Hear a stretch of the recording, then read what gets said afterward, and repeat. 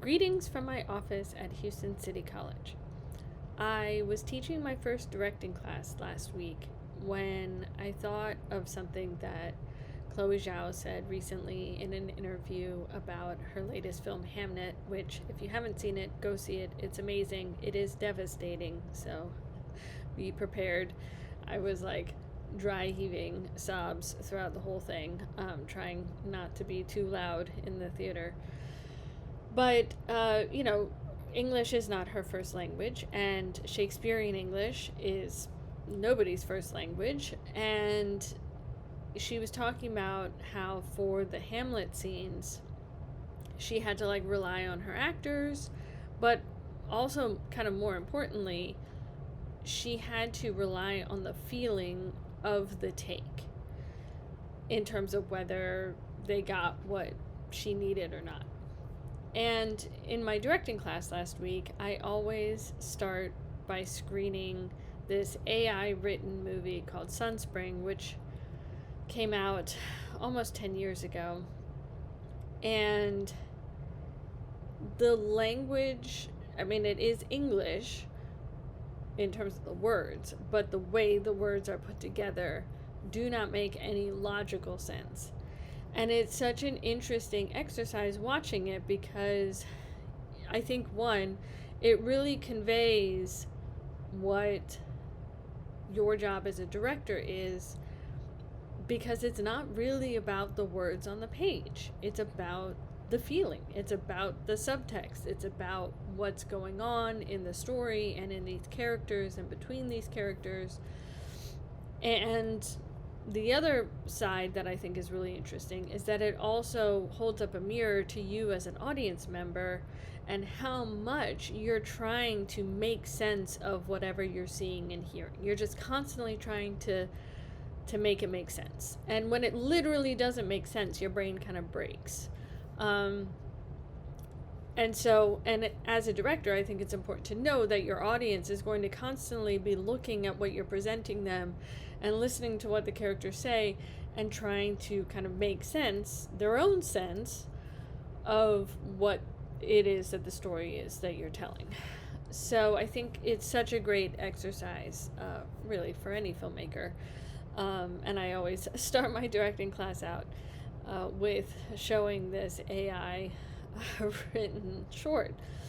But Chloe Zhao's comment about, not being a native speaker and having to rely on the feeling, I've been thinking about this in the sense of, what if you were directing a Shakespeare play? Even as a native speaker, Shakespearean English is not English. It's not our normal language. We have to kind of come to an understanding of it.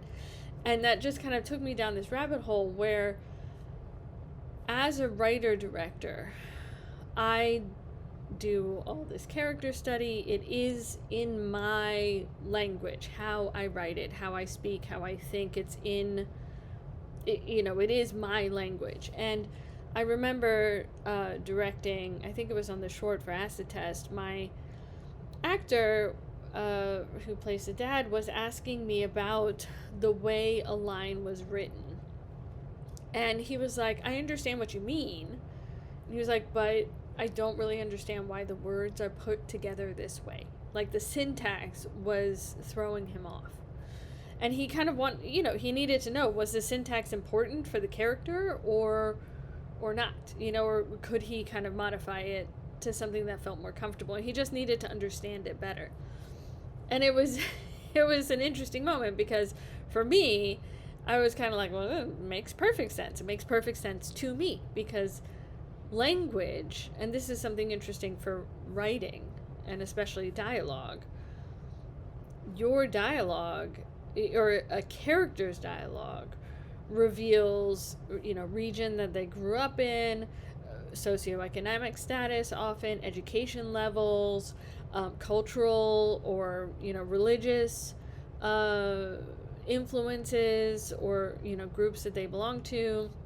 There are so many things that dialogue reveal about character in terms of the words we use, how we use them, and all of that. And And so it was just really interesting because sometimes I'll say things in a way that sound perfectly normal to me, but somebody else thinks it sounds very formal, maybe, or stilted. Like, my kids make fun of me because recently I was talking about my son and how he always has had a diplomatic temperament. And for some reason, diplomatic temperament was a very strange phrase for them. Like, they understood what I mean, but the way, the fact that I came up with those two words was very odd to them. And sometimes I'll end up saying things kind of strangely, like, let us not forget to pick up the groceries, or something like that. And I mean, obviously that even to me sounds strange, but I don't know. It's just the way that I think.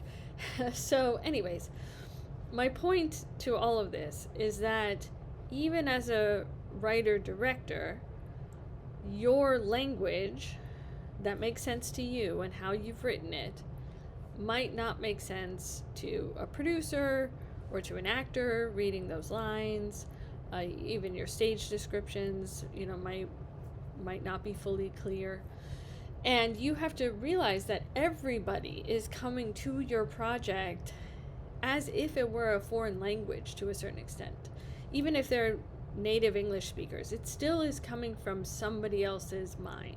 And I think it's a really helpful approach to think about it as a foreign language, to remind yourself that you might have to kind of think outside of the box. Because when I directed Twofer, that was written by somebody else. And it was, again, such an interesting kind of conversation and kind of excavation and discovery process of trying to figure out my way into understanding those characters so that I could direct it. And it really was a sense of, the way that she thinks and writes, my writer, is different than the way that I think and write. And so as a director, I had to kind of like figure out my own way into that. And I think that as much as it's a luxury to be a writer-director where you already kind of understand it, it also can be or create blind spots because it's your normal and you don't ever know how to think outside that normal. And so I think it's helpful to remember that people coming to your project are reading your foreign language, whatever that is, and trying to understand it and trying to kind of embody it.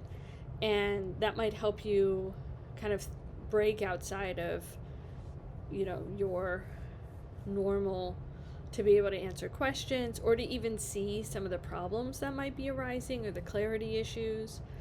And so, I just think it's, again, this idea of, if you were directing a Shakespeare play, or if many directors or actors will act in a language that is not their native language, or directors will direct in a language that's not their native language. I mean, how many foreign directors do we have making English language films? And so it's a great opportunity. And again, just I think using that muscle to think about, this really isn't about the words on the page. My apologies to all screenwriters.